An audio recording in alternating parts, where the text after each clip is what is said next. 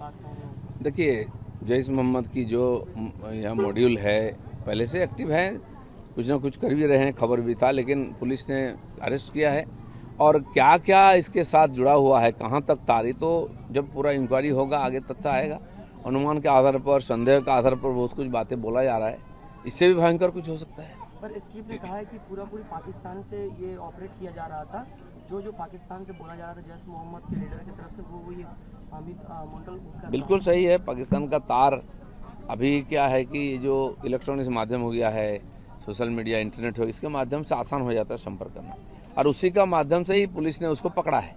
Dubai के साथ उसका कॉन्टैक्ट, पाकिस्तान के कॉन्टैक्ट, तो इसको एकदम जल्दी से बंद कर देंगे, ये सब आ जाएगा, ऐसा नहीं है। अब पकड़ा गया तो उसी के माध्यम से इंक्वायरी होगा और तह तक पहुंचने का प्रयास करेगा पुलिस। कल 300 से ज़्यादा लोगों को नागरिकता दिया गया है, जहाँ से 12,000 मथुरा समाज के हैं। मुख्यमंत्री खुद अपने हाथों से बांटेंगे। जो SIR हुआ है, उसके पहले CA हुआ था, इसके बाद CA का जो उद्देश्य था, ऐसे बांग्लादेश, पाकिस्तान, अफगानिस्तान से आए हुए जो हिंदू हैं, सिख है, संख्यालघु लोग, उनको नागरिकता देना। वेस्ट बंगाल गवर्नमेंट उसको लागू नहीं किया था, उसका सुविधा नहीं मिला था यहाँ के लोगों को, तो अब मिलेगा। सरकार ने वो काम शुरू कर दिया है, पूरा प्रोसेस जारी है। नागरिकता की बात से पुरानी बातें याद आती हैं, जहाँ पर CA NRC की जो बात उठी थी, जब केंद्र से बोला गया था, तब यही जब मुख्यमंत्री ममता बनर्जी थी, तो उन्होंने कहा था कि कोई अगर ये करता है प्रोसेस तो उनको नागरिकता छीन ली जाएगी, राज्य की। नहीं, अब तो उनके कहने से कुछ नहीं होगा।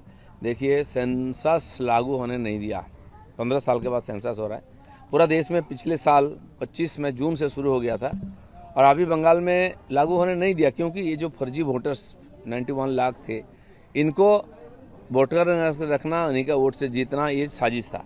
हमारा सरकार आया तो पहले ही मीटिंग से लागू कर दिया। अभी सेंसस शुरू हो गया है, मेरे घर आकर के ऑफिसर मेरा भी और सेंसस का नाम लेके गए हैं, और 15 तारीख तक हर व्यक्ति अपना सेल्फ रिन्यूएशन कर सकते हैं अपने मोबाइल के द्वारा, और सब लोग उसमें शामिल हो, फिर घर आके बाकी वेरिफिकेशन होगा। तो इसलिए बंगाल में चालू हो गया है, कोई नहीं रोक सकता है जो नागरिक है। और ये जो डाटा आएगा, ये आगे चल के हर काम में काम आएगा। कॉकरोच के प्रोटेस्ट के समय जो युवा जो जेनजी ने गाली दी थी प्रधानमंत्री को, आज वही युवा सोशल मीडिया पे अपने सॉरी कह रहे हैं प्रधानमंत्री जी को। देखिए, युवाओं को, विद्यार्थियों को भड़काना, बहकाना बहुत आसान है, और यहाँ जो आंदोलनवादी लोग हैं, कम्युनिस्ट हैं, ये बार बार ऐसा काम करते हैं, और विदेश का भी हाथ रहता है इसमें, सैकड़ों करोड़ रुपया आता है, और इन बच्चों को भड़काया जाता है। देखिए, इधर कोई धरना दे रहा है, लाठी खा रहा है, कोई 5 स्टार में पार्टी कर रहा है, ये सब तो एक्सपोज हो गया ना। तो जो बच्चे इनके बहकाव में आए थे और इस प्रकार गलत काम किए थे, उम्र कम है, कोर्ट ने भी उनको माफ़ी किया है। माननीय प्रधानमंत्री ने, जिनको टारगेट किया गया था, उन्होंने खुद माफ़ी किया कि वो अभिभावक हैं सबका। तो मुझे लगता है कि जो इनके पीछे थे ये सब कराने में, उनको पकड़ना चाहिए। कॉमनवेल्थ गेम्स में दादा भारत ने 10 स्वर्ण पदक जीता है, क्या बोलेंगे? पिछले 10 साल से देखिए, खेलकूद में भारत का ग्राफ ऊपर जा रहा है। खेलो इंडिया जो योजना लाया है सरकार ने, उसमें गांव-गांव से, स्कूल कॉलेज से लेकर बच्चों को ट्रेनिंग दे करके तैयारी किया जा रहा है। नीरज चोपड़ा को गोल्ड मिला था, विदेश भेज कर उनको ट्रेनिंग किया था, और आज कुश्ती है, बॉक्सिंग है, जहां परंपरागत हमारा अच्छा था, और भी अच्छा हो रहा है। तो खेलकूद भी एक मापदंड है कि देश की प्रगति हो रही कि नहीं, उसमें पता चल रहा है कि देश आगे बढ़ रहा है। बहुत अच्छा पदक मिल रहा है हमारे स्पोर्ट्समैन्स को, और इसके लिए हम भी गर्वित हैं, उनको अभिनंदन है। আমি দিলীপ ঘোষ আর বাকিদের বাইরে বেরোতে পারি না আসলে। হয়েছে? দেখুন, তসলিমা নাসরিন, করি প্লিজ, নাহলে আমার চাকরি চলে যাবে তো। হয়েছে? এমন করিস না আসলে। বলছি যে তসলিমা নাসরিন ফিরলেন, তাকে কলকাতা সাদরে গ্রহণ করলো, কিন্তু জয় গোস্বামী যখন তিনি মঞ্চে ডাকলেন, দর্শকদের মাঝখান থেকে আওয়াজ উঠলো তাকে মঞ্চে উঠতে দেওয়া যাবে না। দেখুন, তসলিমা নাসরিন একজন বিশ্ববিখ্যাত বাংলার সাহিত্যিক, তার লেখা নিয়ে লোকের দ্বিমত থাকতে পারে, আমরাও সহমত সব ব্যাপারে এরকম নয়, কিন্তু তিনি কলকাতার মতন মহানগরীতে এসেছিলেন, অতিথি হিসেবে, তাকে যেভাবে অত্যাচার করে ভয় দেখিয়ে তাড়িয়ে দেওয়া হয়েছিল, এটা বাঙালির পক্ষে অপমান। তাই আমাদের সরকার তাকে ডেকে নিয়ে এসে সম্মান দিয়েছে, মাননীয় মুখ্যমন্ত্রী নিজে ছিলেন। এটা ঠিক যে যারা এর বিরোধিতা, মানে ওনাকে তাড়ানোর পক্ষে ছিল বা তাড়ানোর বিরোধিতা করেনি, এরকম সাহিত্যিকদেরকে কেন সম্মান দেওয়া হবে? তার মঞ্চে তো সম্মান দেওয়ার উচিত নয়। তাই জনতার থেকে স্বাভাবিকভাবে প্রতিবাদ এসেছে। কারণ এই যে সেকুলারিজমের নামে যারা বড় কথা বলতো বাঙালির নামে, তারা এই বাঙালি তসলিমা কি বাঙালি নন? তার পক্ষে কেন দাঁড়ায়নি? আর এই কবি সাহিত্যিকরা তখনও মৌন ছিল। স্বাভাবিক আছে, মানুষের রোষ তো আছে, মানুষ সব দেখছে, তার প্রতিবাদ হয়েছে। চলো। বরকতি সাহেব তিনি গতকাল বলেছেন যে নবীকে অপমান করেছিল এই তসলিমা নাসরিন, সেকালে বিমান বসুকে বলেছিলাম, কিন্তু আমি যদি আজ যেতাম, শরীর ভালো থাকতো, তাহলে আমি যেতাম এবং আমাকে কেউ আটকাতো, আমি যদি চলে যেতাম তাহলে কি হতো? তাহলে বরকতি সাহেবের এই মন্তব্য সম্পর্কে আজকে আপনি কি বলবেন? বরকতির কথা ভুলে যান। আমি বলেছিলাম লুঙ্গি খুলে পাকিস্তানে পাঠিয়ে দেবো বরকতিকে। দম আছে করার? যা করে নিয়েছেন।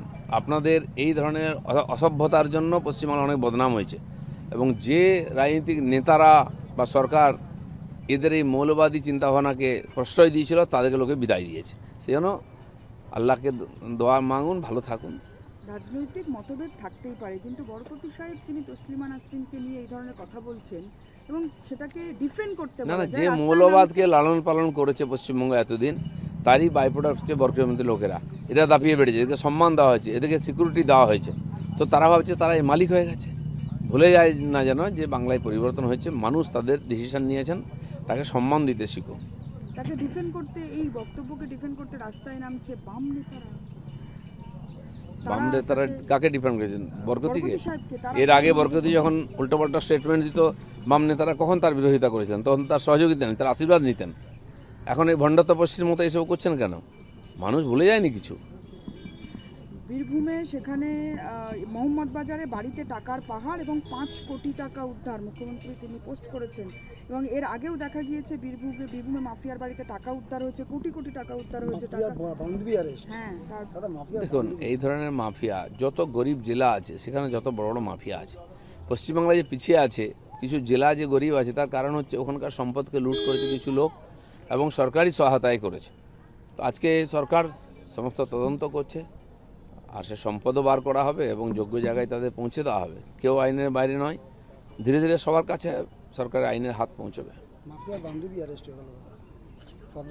বন্ধু বান্ধব অনেক লোক আছে যাদের মাধ্যমে এই টাকাগুলো তারা এদের ওদিক করতো, দেশ বিদেশ ঘুরতে যেত বন্ধু বান্ধব নিয়ে। সেসব ইতিহাস আছে, আমরা শুনতাম, জানতাম, কেউ শোনাচ্ছিল না। এখন তদন্ত শুরু হয়েছে, সব বেরোবে। কালকে মাননীয় প্রধানমন্ত্রী সোশ্যাল মিডিয়াতে বলেছে বাচ্চারা ভুল করতে পারে, সেটা নিয়ে অ্যাপোলজিস দিয়েছে।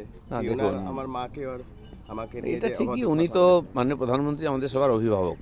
বাড়িতে বাচ্চারা ভুল করলে আমরা মাফ করি। অলরেডি সুপ্রিম কোর্টও বলেছে 18 বছরের নিচে যারা আছে তাদের সাজা না দিতে। প্রধানমন্ত্রীকে অপমান করেছে, তার মা নিয়ে যারা কথা বলেছে, এই অর্বাচিন্ডা, যাদের পরিবারের সংস্কার বা যে সংগঠনের সঙ্গে যুক্ত তারা, তার সংস্কার সারা ভারত দেখেছে। ভারতবর্ষের মানুষ দুঃখী হয়েছে। এটা আমাদের সংস্কার নয়, পরম্পরা নয়। প্রধানমন্ত্রী তার পরিবারকে নিয়ে এই ধরনের বাচ্চারা কথা বলছে, কে তাদের শেখাচ্ছে, আস্কারা দিয়েছে, তারাও বুঝতে পেরেছে, সারা সমাজ ছিচি করছে। তো প্রধানমন্ত্রী অভিভাবক হিসাবে স্বাভাবিকভাবে তাদেরকে ক্ষমা করে দিয়েছেন। দিকে দিকে তোলাবাজি অভিযোগ আসছে, কোথাও আপনাদের বিধায়কের বিরুদ্ধেই অভিযোগ উঠছে স্বয়ং। সেখানে দেখুন, তোলাবাজি সংস্কৃতি এত সহজে উঠে যাবেন ভাবার কোনো কারণ নেই। পুলিশকেও বলা হয়েছে এরকম কমপ্লেন এলে তাদেরকে অ্যারেস্ট করা, ব্যবস্থা নেওয়া, এবং সেই তোলাবাজরাই আমাদের অনেক লোকের সঙ্গে চিপকে গেছে। আমাদের বহু নেতা আছেন যারা নূতন এই মধুতে আসক্ত হয়ে যাচ্ছেন, কিন্তু পার্টিও নজর রেখেছে, চেষ্টা করছে এগুলোকে অ্যাভয়েড করতে। পার্টির মধ্যে আলোচনাও হচ্ছে, আর এরা খুব ঘনিষ্ঠ হয়ে গেছে। এখন এই যারা দুর্বৃত্ত ছিল, মানুষকে কষ্ট দিয়েছে, লুট করেছে, তারা আসার চেষ্টা করছে আমাদের লোকের কাছে। তো আমার মনে হয় যে বিজেপি নজর রেখেছে, এবং মানুষ যে উদ্দেশ্য নিয়ে পরিবর্তন করছে সেটা যেন ভুলে না যাই আমরা। আমাদের প্রত্যেকের দায়িত্ব এইসব লোক থেকে দূরে থাকা এবং এদের অন্যায়ের বিচার করা। ঘনিষ্ঠ হতে চাইলে ঘনিষ্ঠ হতে দেবে বিজেপি নেতারা, তারা তো চেনে। সেই জন্য ঘনিষ্ঠ হতে কি আছে, রাজনীতিতে তো সবই চলে। কেউ আগে পরে এসেছে, বহু ধরনের লোক আছে, তো তারা আজকে চর্চার বিষয় হয়েছে, সে ব্যাপারে সতর্ক থাকা উচিত। কর্মীদের উদ্দেশ্যে কিছু বলবেন? কর্মীরা সতর্ক আছেন, কর্মীরাও কমপ্লেন করছেন এসে। কিছু নূতন বিধায়ক হয়েছেন যারা হঠাৎ ক্ষমতার স্বাদ পেয়েছেন, আর যারা এতদিন ক্ষমতায় থেকে পয়সা কামিয়েছে তারা ঘনিষ্ঠতা বাড়াচ্ছে ওদের সঙ্গে, এ খবর আমাদের কাছে আছে। নতুন বিধায়করা, আপনাদের বিধায়ক, তারাও তো ঘুরে যাচ্ছে সেই দলে। তারা এই ধরনের যারা কোনোদিন প্রশাসন দেখেনি, ক্ষমতার স্বাদ পেয়েছেন নতুন নতুন, অনেকে ধরাকে সরা জ্ঞান করছেন, তাদের কথাবার্তা ব্যবহার পাল্টে যাচ্ছে। আর পার্টি সব নজরে রেখেছে, ভাববেন না এরকম 6 মাস যেতে দিন, তারপরে পার্টি সব হিসাব করবে।